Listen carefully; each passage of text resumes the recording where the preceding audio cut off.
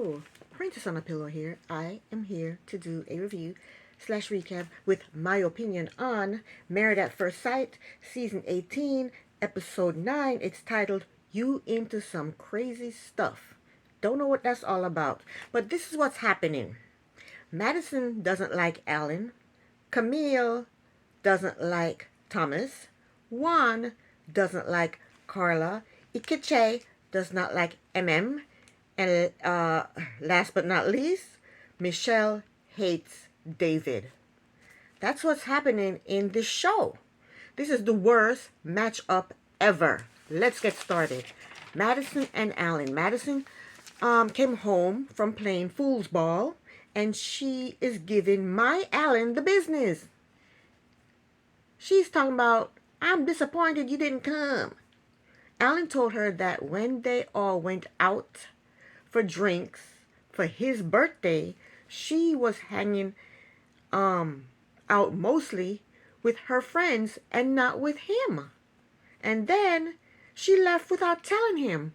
That's a rude biatch. She lied and said she went to the bathroom, and when she came out of the bathroom, he was gone. Liar. She left without him. Somebody had told him that she left, that they saw her leaving. Lying ass. Alan told her that's why he didn't go play foosball, because he was pissed at her. She told him that triggered her. She's always talking about everything he says triggered her. She said that triggered her because she has experienced that in her past. Well, how about you don't treat people like crap and you won't experience this the same things over and over again. Quit treating people like crap and you won't experience this. She's gonna keep experiencing this behavior until she changes her behavior.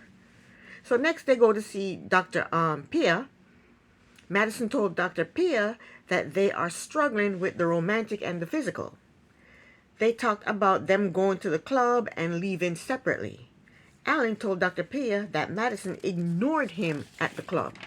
Madison told Dr. Pia that it's hard for her to stop being single. So if it's hard for you to stop being single, why did you get married? You're such an idiot. You shouldn't have gotten married. Since you love being single so much, why did you get married? Dr. Pia called her out on always putting her friends first and not her partner first. Because Madison said her prior boyfriends would get mad at her for not spending time with them. So why did she get married if she wants to just hang out with her friends and be single? Why? Dr. Pia asks her what can they do to prioritize Alan. That's right, Dr. Pia. Come through for my Alan. Come through for my Alan.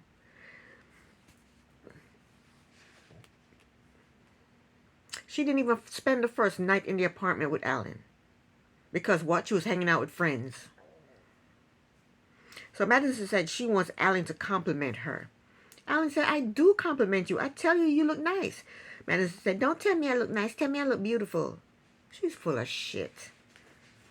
If you don't think you look beautiful, he thinks you just look nice, then he's going to say you look nice. Why you got to tell him how to compliment you? Dr. Pia told them that she is going to send them a game to play. And I wish Dr. Pia would dress more professionally. I mean, I know she's a sex therapist and all, but she's at work right now. She's at work. So next they get the game from Dr. Pia. And it's a Twister type game with sexual questions. And I hate Twister. That's not a game I play. I think it's a stupid game. But anyway, they played the game and they enjoyed it. Next up, we have Camille and Thomas. They come home from playing foosball, and Camille stretched Thomas out to relieve his aching body. He's old. He shouldn't be out there playing foosball. So after that, they talked about being black as female and male. I didn't go on yet. Still recording. She told him that him not being black enough is not a deal breaker. And that she like him and don't want to change him. Lie. You want to change him. But I think somebody must have pulled her aside and told her she was being an ass, because she doesn't use the word swag anymore. And she's being nice to him now. Because at first she threw a shitload of daggers at him. She said he had no swag. He wasn't black enough. His jokes sucked. She hated the way he dressed. He doesn't take the initiative.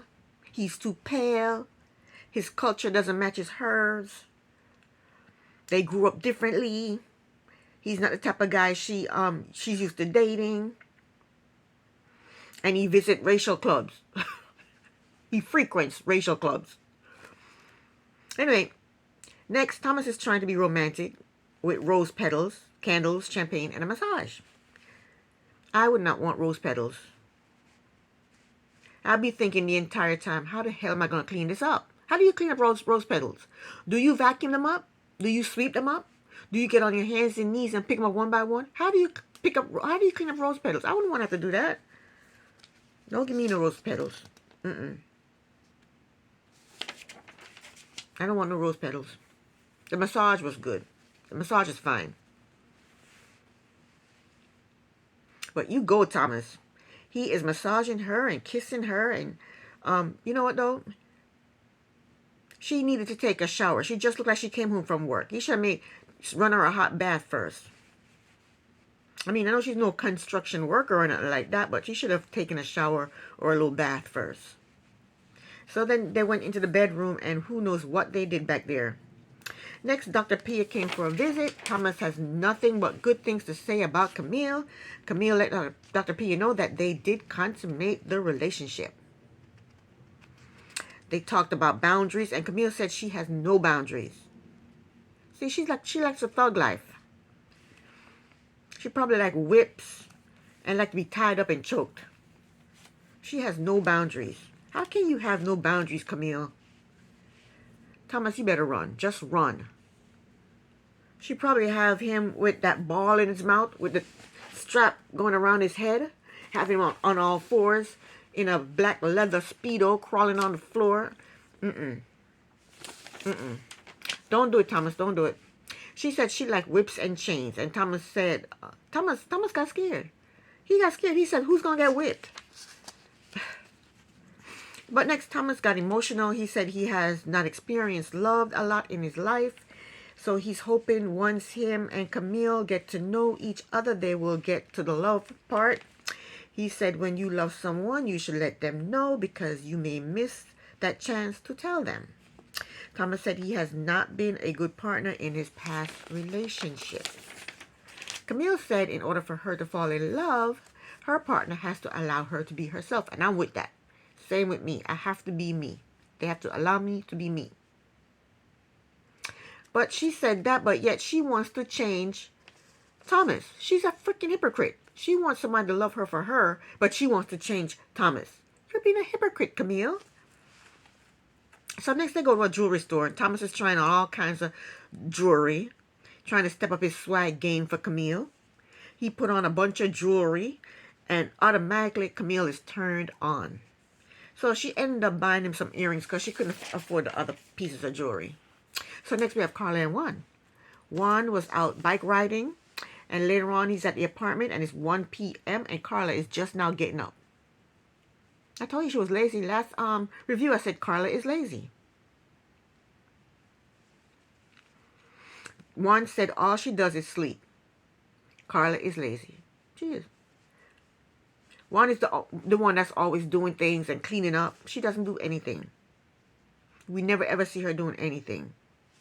So next, they go out to eat, and Carla talked about how her family swept things under the rug, and they didn't show affection to each other until they got older. She said, and that's why she is starved for affection. Juan told her he is not there yet, and she shouldn't take it personal, and she has to be patient with him.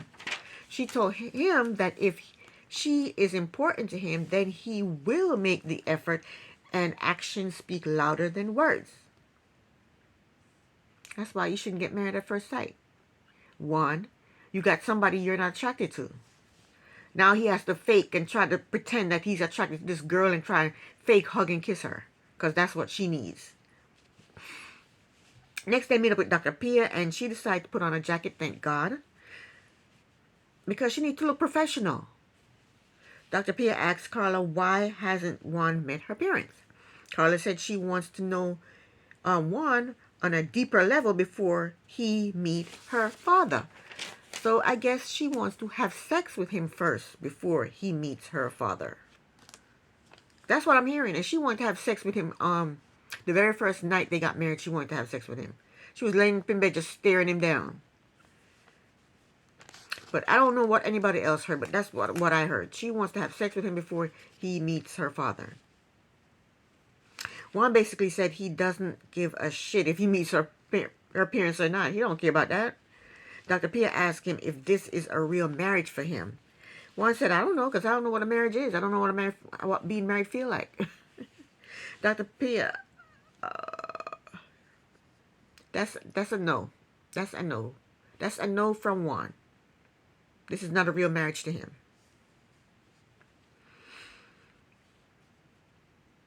I mean, all Carla does is sleep, sage, and bitch about not getting any affection. That's all she does.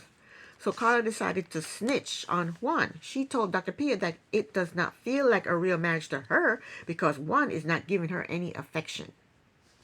Juan told Dr. Pia that he is not there yet. He does not feel comfortable doing all that lovey-dovey stuff. Juan said he doesn't feel the chemistry, and he said that physical attraction is not there for him. He's not attracted to her. I said that last review. He's just not attracted to her. Her body looks like a little boy's body. She has no breasts, she has no butt, she's just straight up and down. From the neck up, she's cute, nice hair, nice face. But from the neck down, she looks like a little 12-year-old boy. I mean, I'm not body shaming her or anything. It's just what it is. Dr. Pia told them they need to get deeper with each other. Carla said she wants Juan to spend more quality time with her. How can he spend more quality time with her when she don't wake up until 1 o'clock? Half the day, more than half the day has already gone. By the time they get dressed and figure out where to go, it's nighttime. How can he spend more quality time with her when she sleeps the majority of the day away?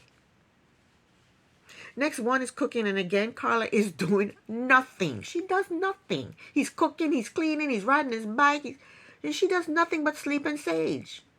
And bitch about not getting any affection. So yeah, he's cooking, she's just sitting there watching him.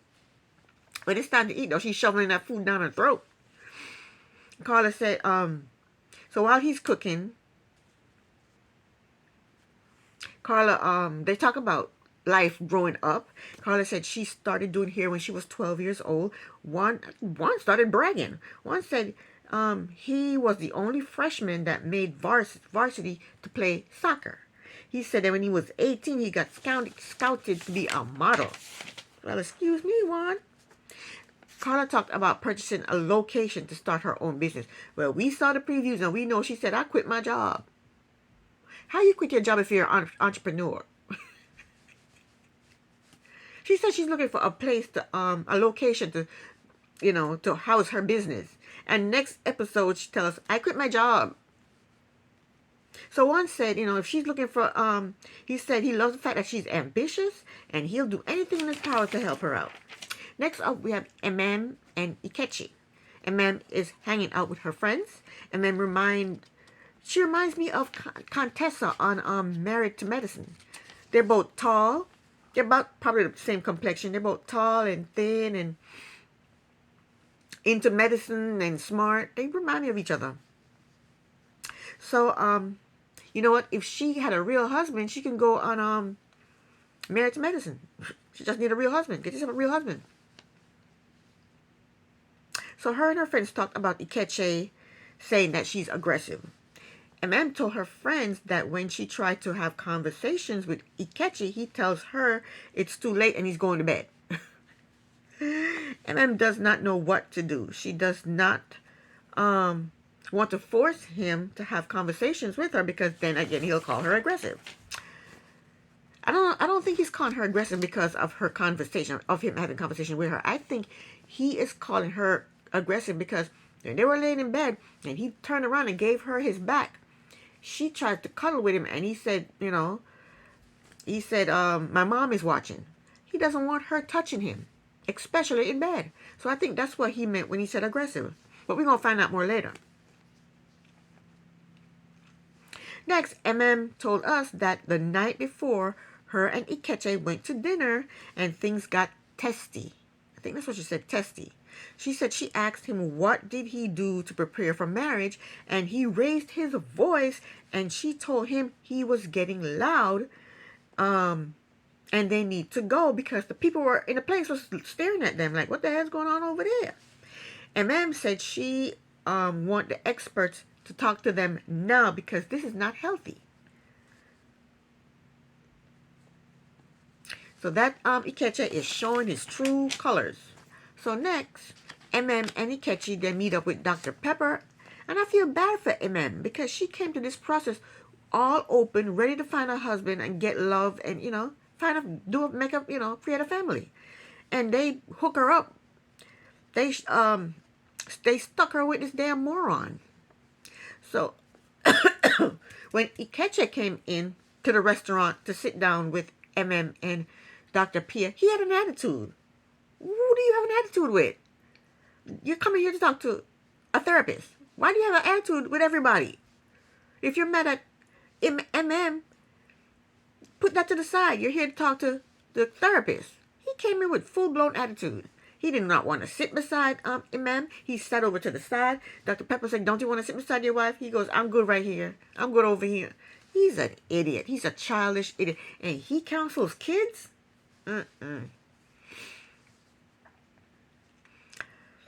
Yeah, he comes in with an attitude. And he told Dr. Pia that he doesn't want MM asking him questions.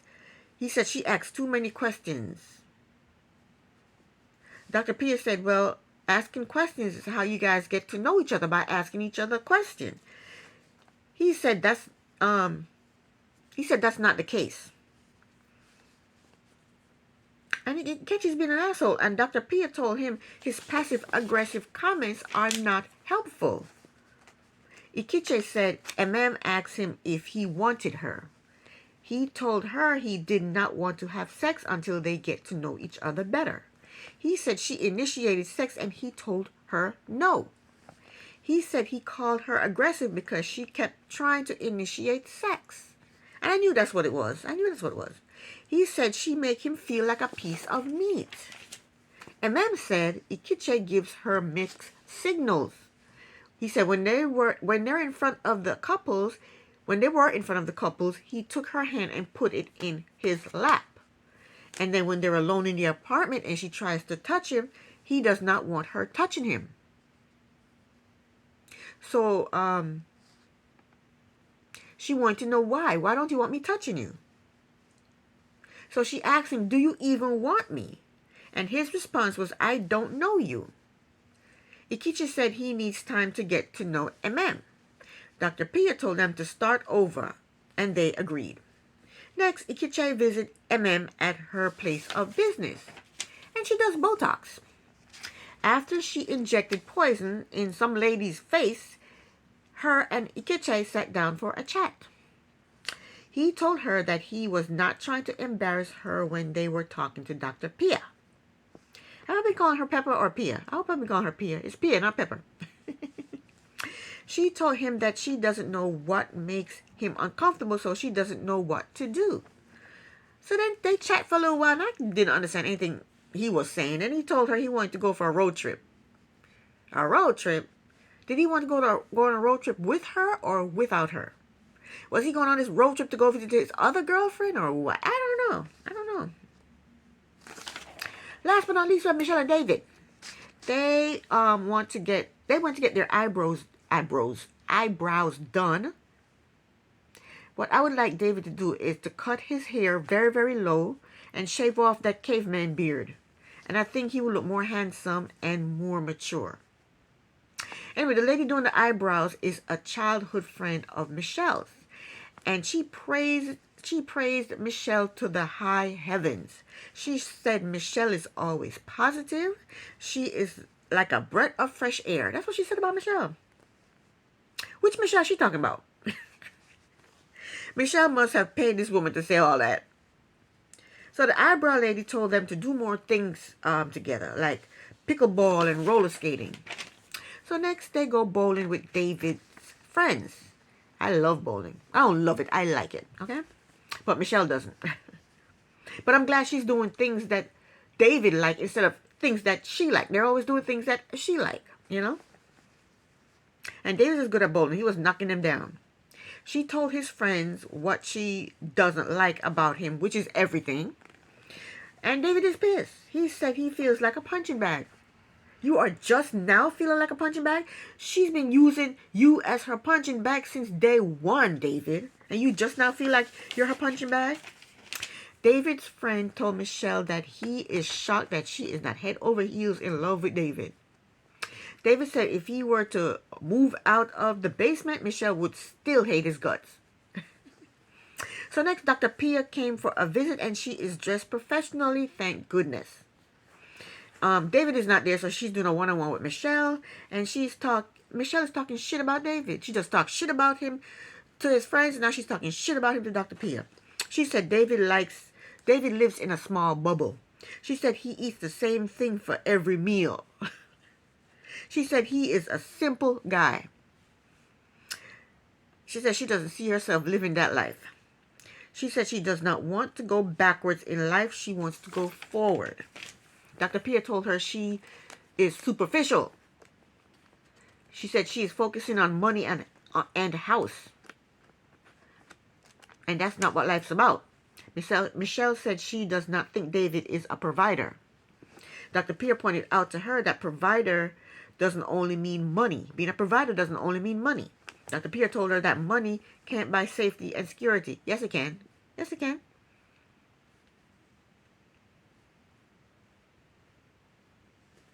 Money can buy you safety and security. Dr. Pia, Michelle does not like David, and she never ever will like David. Okay? So next, Dr. Pia comes over again to speak with both David and Michelle.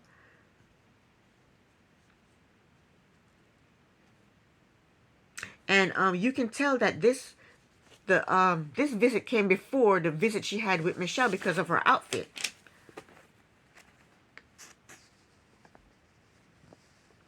So they tell Dr. Pia that they don't spend a lot of time together because of David's schedule. Dr. Pia showed them clips of the things they said during the interview process. David said he wanted someone who's funny, caring, very independent, strong, beautiful, smart, educated, honest. Someone who let him know what he is doing wrong so that he can work on it. So that's how many things? 1, 2, 3, 4, 5, 6, 7, 8, 9. That's 9 things he said. Let me see how much, what did he get? Funny? She's not funny. I don't find Michelle to be funny. Caring? I don't find Michelle to be caring. Very independent? Yes. That's 1. Very independent. Strong? I don't find her to be strong. She's always crying, bitching, moaning, and griping. I don't find that. That's not strong. Beautiful? She's not beautiful. She's trying to fool us. Her drapes don't match the carpet. She's not a blonde.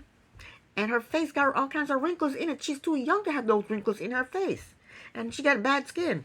I don't find her beautiful. Smart, I really don't think she's that smart. Because if she was smart, she would put her feelings aside and think about she ain't smart. Okay? Educated, yes, 2 things.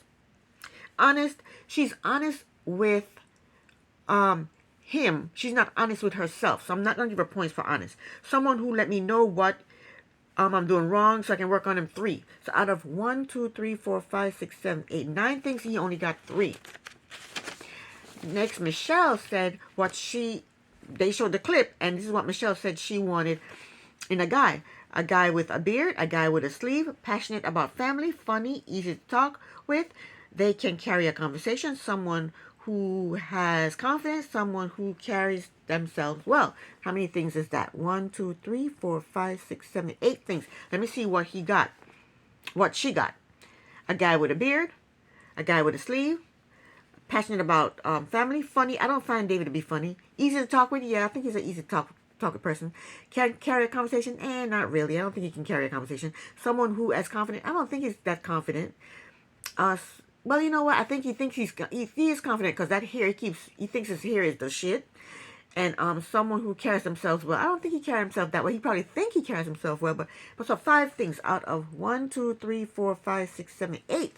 Out of 8 things she said she wants, she got 5 things. So she came out on top. Dr. Pia asked Michelle if she think that this describes David. She said yes. And David said, yeah, that's me to a T. That's me to a T. And Michelle said, I don't like the way this is going. And Michelle said she is not comfortable. So Dr. Pia asked David to let her talk to Michelle by herself. So David leaves out. And Michelle said to Dr. Pia, is this where you call me out? And Dr. Pia said, no, I'm not going to call you out. But why are you getting annoyed? Michelle told her that she can't explain it. Then she said she does not have a connection with David. She don't like David. She just don't like this man. And nothing, Dr. Pia says, is going to make her like him. Dr. Pia told her she is not giving herself a chance to have a connection with him. Dr. Pia told her she was matched with David because this is what she asked for. Dr. Pia told her that chemistry and connection will be built if she give more of herself. Dr. Pia brought David back in, and Michelle basically told him that she grew up poor and she doesn't want to go back down that road again. And he's told her, and she's crying. And he told her, I understand what you're saying. I understand what you're saying. But no matter what Dr. Pia says to Michelle, she doesn't like this guy and she never will. Okay? That was the end of the episode, and this is the end of my review.